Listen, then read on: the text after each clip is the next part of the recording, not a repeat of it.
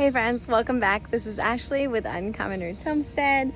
Today we are just getting ready to be out of town, so I'm doing a final walk through the garden, kind of checking on everything, taking inventory of what I need to make sure my parents look for when they come to check on the space. And we're gonna walk around the land and kind of talk about some of the changes that are happening. So let's do it.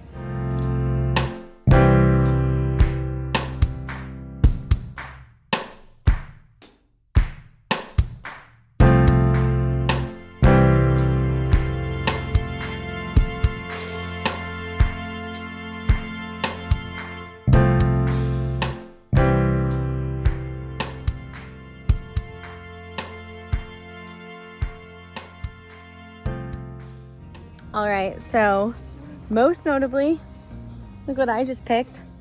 This is our first ever tiger melon. So the vine was diseased and this did just fall off. So with most melons, you don't want to pick them until they fall off the vine. So basically like the stem starts separating right here. You can see how there's like a little concave section. It just separated and pulled off. Now this one still has some green, which I didn't know that it would have green when it was ripe. And I'm thinking it might be because the stem was so diseased, but either way, it smells delicious. It smells a lot like a cantaloupe. I'm excited to try it. We're gonna crack it open in a second. But here's that vine that it came off of. So you can see it definitely was struggling. A lot of pest damage and disease. There's a couple of melons here. I've got one down there. He's looking okay. I've got one under here that I don't think was pollinated. This one looks like it's changing color already, so probably not going to make it there. This vine still looks okay. We will see. Hey, little boy. What are you doing? Okay, so the other thing in the garden that I wanted to show you are these Tromboncino squash. Look at these ridiculous squash. They're huge. Also, some of these beans are ready.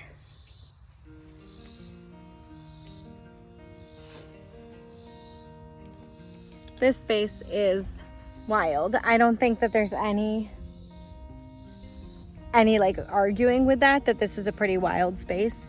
But I am becoming more and more intrigued by it as the season goes on. There are just so many things that are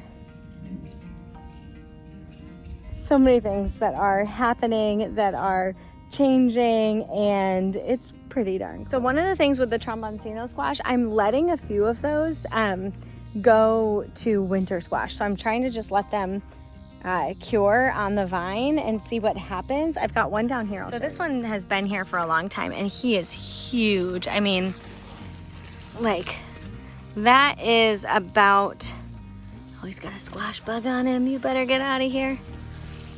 That is, I mean, look at this. This is probably, it's probably 4 feet if we straightened him out. And on the end there, that's like the size of a cantaloupe, to give you some perspective. So one of my friends over on Instagram actually sent me a picture of her Tromboncino squash that she let go to winter squash last year. And she said that it lasted forever, like 6+ months through the winter. They were still eating on them now, and that they tasted like a sweeter butternut, and that the flesh was a really beautiful orange color, and she just loved it. So I am hoping that we have a similar experience, and I might need to support these big ones. Also, my Malabar spinach has finally started to climb. Okay, so I was really excited about this Malabar spinach. Mostly because it is a variety of spinach that can actually grow through the summer. It doesn't mind the heat, where traditional spinach is a cool weather crop. So if you live somewhere like East Tennessee, Zone 7A, where it gets hot, I mean, we push the mid 90s. I mean, it's not as hot as some places, but it gets hot here. And it's humid.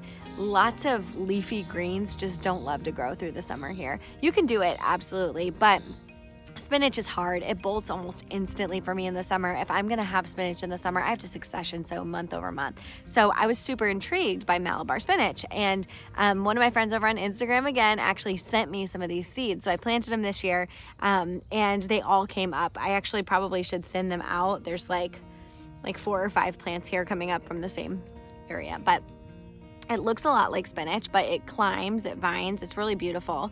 But I had never tasted it before, and I had only ever seen videos of people talking about Malabar spinach and like raving over it.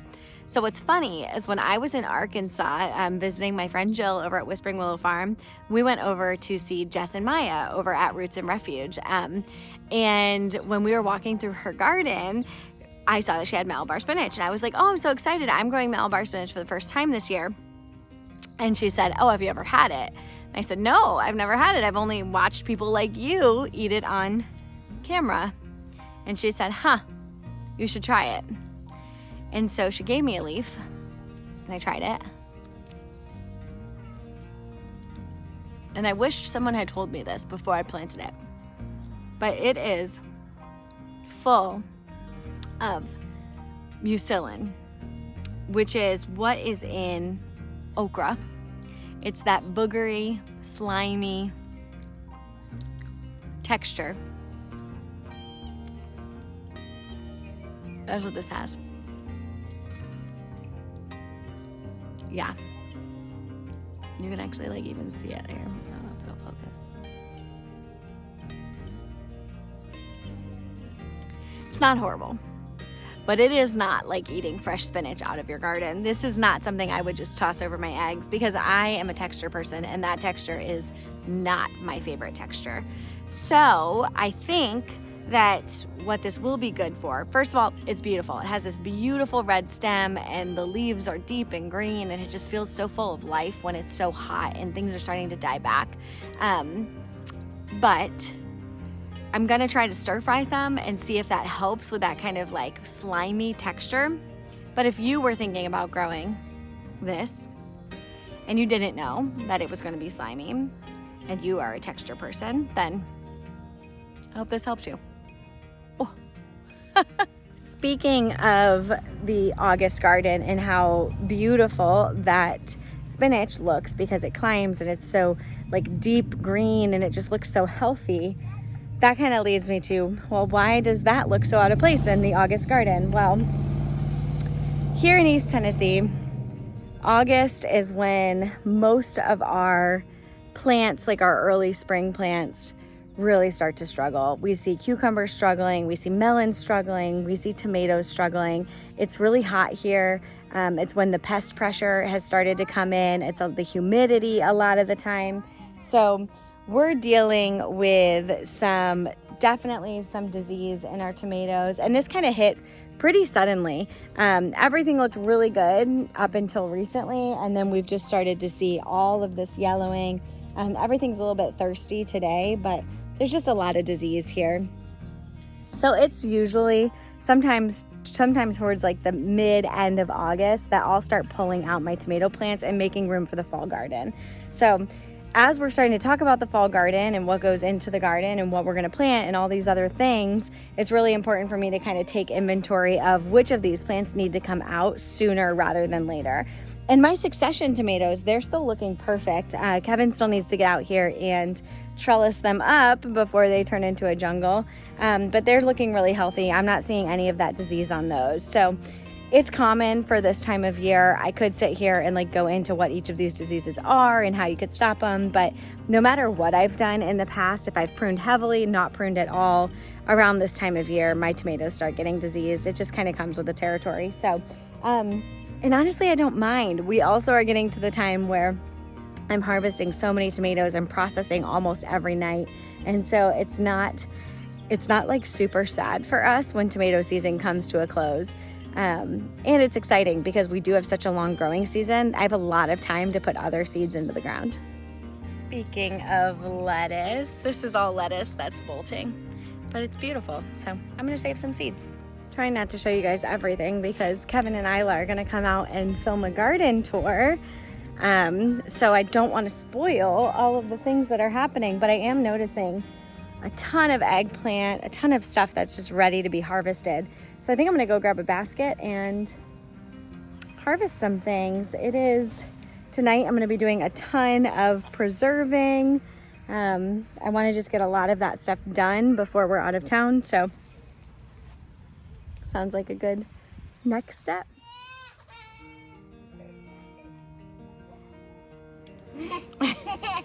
Can I open it? Let's see. Wanna open it? You wanna try? Let's try it. Ready? It tastes like watermelon, tiger. It tastes kind of like an unripe honeydew. Okay, so I think that one maybe wasn't fully ripe. I showed you the vine and it was pretty damaged. So there's possibility that one was not fully ripe. We will try another and then make a final determination, but it's definitely not that sweet. Did anybody ask why you don't see our kids that often in our videos? That's why. Hi, little garden kitty. You decided you want to hang out with us today? Yeah? Hi, big boy. Some of you asked when we got the kittens what happened to Robin. And nothing happened to him. He still comes and hangs out from time to time, but he has essentially moved in with our neighbors. And, we talked to them and they, like having him around because they had a rat problem in their garage and he's been an organic solution to that problem, which is sad for us because obviously he's not spending as much time over here with us. But, if that's where he loves to live and they don't mind him there, then we will enjoy him when he comes to visit. And we got some kittens to take care of any problems that might come up on our property. All right, so one of the things that we want to do tonight is just walk the farm and talk about the things that have changed. Our philosophy is always that we want to be open to whatever may come and whatever opportunities might come. Even in building this house, we don't call this our forever house. We're in our 30s. The odds of this being the place that we stay for the rest of our lives is not, those aren't ridiculously wonderful odds, especially coming from the types of families that we come from and with the careers that we have. It's just, we're not saying it's our forever property, right? Even with the aspirations that we have for the farm and the homestead, 14 acres is a great amount of space, but I don't know that it's all that we'll ever want. And maybe it is. Maybe this is where we're going to be forever. And we're not saying that that's not the case either, but we try to be open to any opportunities that might come our way. Isla, who do you have? The boy. What's the boy's name? Oh no.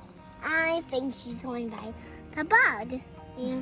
I don't like bugs, but the boy does. What's the boy's name? Basil. And who's this? Time. You ready to go show him? Yeah. That's right, that's right.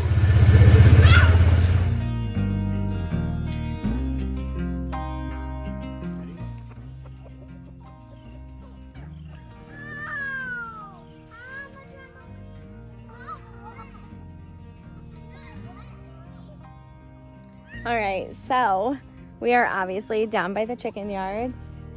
You can see the house up there. So the basement will walk out right there in that opening, and then the kitchen will be above it. So our kitchen will be right there. And I have got a beautiful 8-foot window that overlooks this area. And that's been my dream. I wanted to be able to look out the kitchen window and see the chicken coop, and I wanted to be able to walk down and collect eggs every morning, which you all know how I feel about George and how that's changed that for me slightly. But anyways, so looking down on this area, I'm gonna kind of try to get us to a higher elevation over here. So looking down, you can see the house, and then you can see we've got the trampoline here right now. That's empty. That's where we kept Fury when he was just a puppy. And we have all of this space before the chicken yard. And then these are my artichoke, my Jerusalem artichokes, or my sunchokes. So what I want to do with all of this space, it gets about 6 hours of sun But what I want to do is do like a cottage garden down here with a lot of perennials that are like partial sun perennials. So that's kind of my dream for this space. I want to spend some time, like actually spending time in here to make sure that I get at least 6 hours. I don't want to set this space up to fail, but I'm envisioning like stones and like trees and limbs, kind of creating this really organic tea garden perennial space. Also, we noticed something really cool as we were driving in, which was we've got some lumber, and lumber prices are going down. Woo woo! So this is really exciting for us because we have, you guys know, we started building our house in March. We've had a basement for about a month. The basement's been done, right, Kev? About a month. Yeah, about a month. Yeah. And we've kind of just been at a standstill waiting for framers to be available. And it just so happens, like God does, that the prices of lumber dropped dramatically right as the framers became available. Yeah, what are the chances? Also, listen to that echo. I wonder if you guys can pick it up. But look at this. Liam, can I have a kiss? Mwah. Can I have a kiss? Mwah. Gives you his forehead. He pushed me away. Also, we're still not 100% sure what we're gonna do with that pond. We've gone back and forth. It's like just such a small, a lot of you had said, keep it, you have livestock, but it's not like a good livestock pond. It's just like a hole. It's kind of gross, so I don't know. They still have to finish grading. Obviously, this like drops down pretty dramatically. So we'll see how everything finishes and where we are, and then decide what to do with that. So Ashley asked me to talk about this tree behind me. So this is probably about 100-year-old walnut tree. It was behind the house over there that we were building, and they needed to grade some of that behind the house. So unfortunately, this tree was taken down. Normally, we would love to leave all the trees, especially the ones that have a lot of history here. But this one needed to come down. It's a black walnut tree. Like I said, it's been here for probably about 100 years plus. It's huge. But I hated to see it go to waste. So right now it's sitting on our property.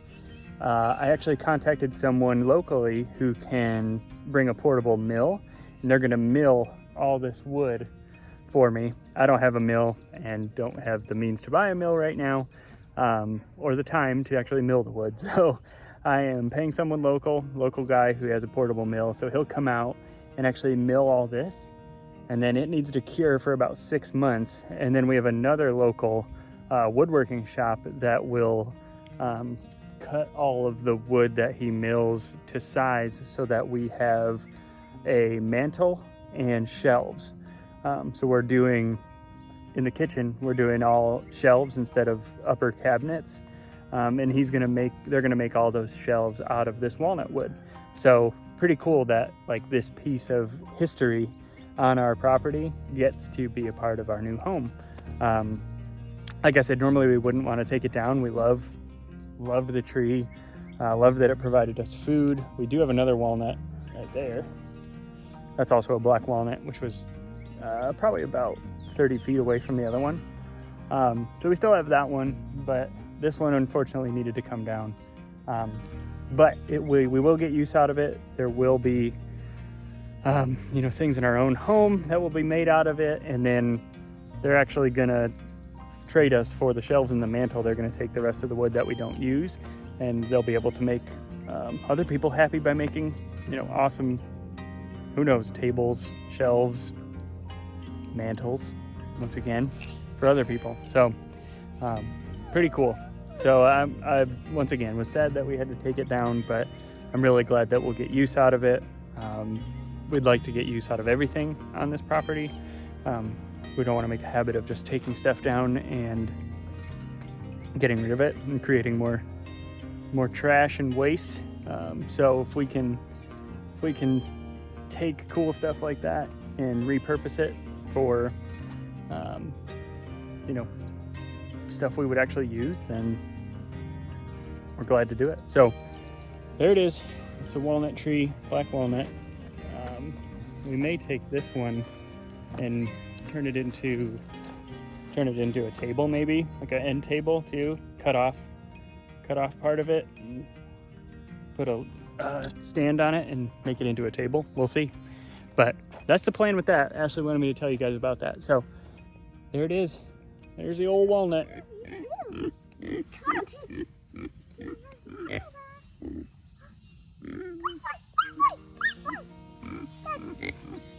Watch out!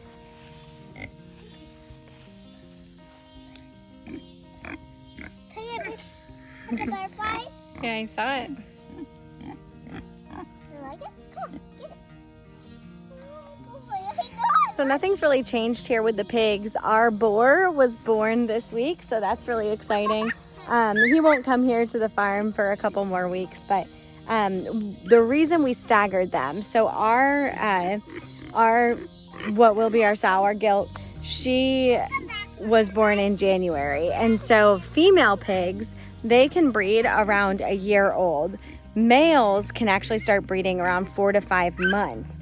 And so what that meant is that we didn't want to get two that were born at the same time, because then we'd have to separate them, because we wouldn't want her to get pregnant before she was old enough and developed enough to carry a successful pregnancy. So what that meant is that we looked for a female that was born earlier, and then we looked for a litter that was going to be born about 6 months later, so that when the male is coming of age, she'll be of age as well. And hopefully we'll get our first litter sometime January, February of next year.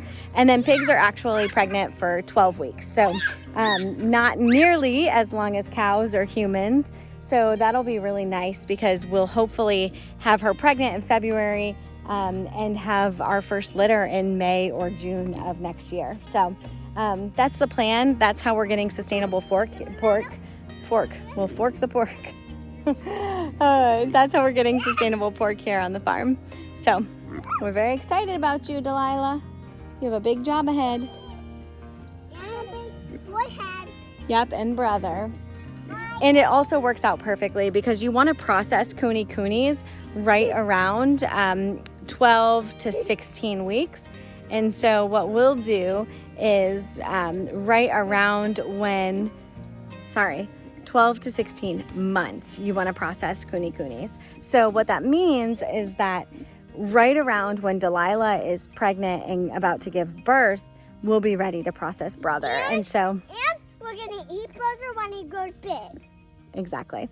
And so that should all happen around the same time, and that'll kind of keep our head count a little bit lower. We will, I mean, it's only one, but we'll be processing him right when we're bringing, 9 to 12 more pigs onto the farm. And then that also should set us up to be able to have pork just up until we're ready to butcher the next set that we're going to butcher.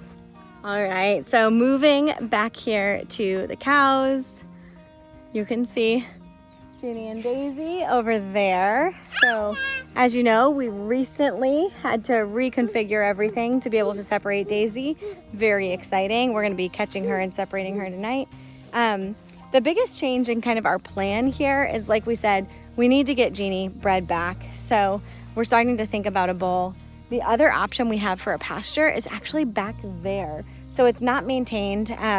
It definitely would need some work before we could put cattle there, but it's about 1.5 acres back there in cleared, as in no trees, area that's connected to this pasture, so we could easily put a gate, and it might be a really great option for us as we, expand our cattle operation, I guess you would say.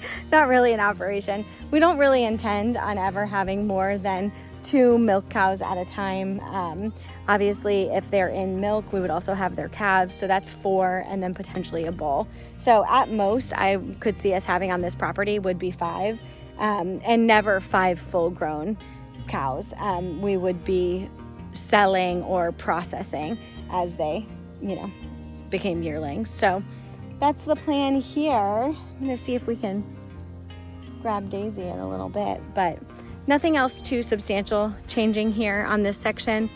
So there you can see the house too.